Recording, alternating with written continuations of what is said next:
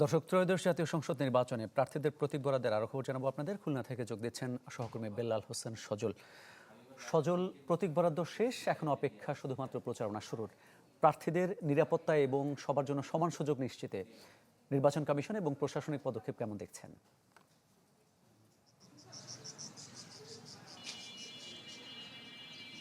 মামুন, বিষয়টি হচ্ছে ইতিমধ্যেই তো প্রতীক বরাদ্দ শেষ হয়েছে এবং যেটি বলছিলেন যে নিরাপত্তা এবং যে প্রার্থীদের যে অভিযোগগুলো রয়েছে প্রশাসনিকভাবে সেই অভিযোগগুলো কিন্তু আজকে এসেছে এবং নিরাপত্তার ব্যাপারটিও কিন্তু অনেকেই বলেছেন যে খুলনায় যে ধরনের ঘটনা ঘটছে, আইন শৃঙ্খলা পরিস্থিতির অবনতির নিয়েও তারা শঙ্কা প্রকাশ করেছেন এবং রিটার্নিং কর্মকর্তা যেটি বলেছেন আইন শৃঙ্খলা বাহিনীর সদস্যরা ডিজাইন, এলিগেন্স, বিউটি, সেরা পণ্য সবার জন্য জেভিকো।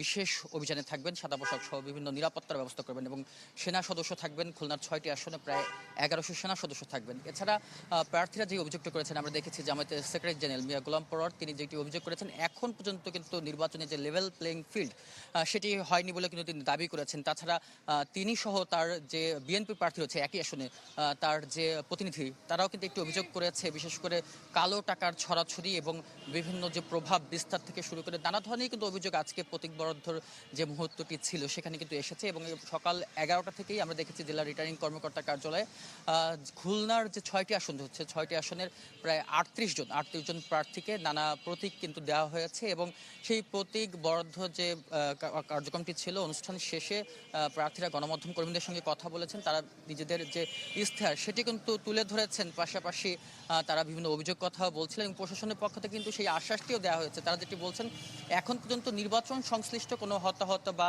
দুর্ঘটনা ঘটনা কিন্তু খুলনায় ঘটেনি এবং তারা যেটি বলছেন যে নির্বাচন সুষ্ঠু এবং সুন্দরভাবে হবে এবং গণভোট সম্পর্কে কিন্তু মানুষকে সচেতন করার জন্য রিটার্নিং কর্মকর্তা প্রার্থীদেরকে আহ্বান জানিয়েছে। তো মামুন, সব মিলে আমার কাছে এই ছিল খুলনা থেকে প্রতীক বরাদ্দের যে সবশেষ তথ্য, তার সবশেষ। ধন্যবাদ আপনাকে। খুলনা থেকে জানাচ্ছিলেন সহকর্মী বেল্লাল হোসেন সজল।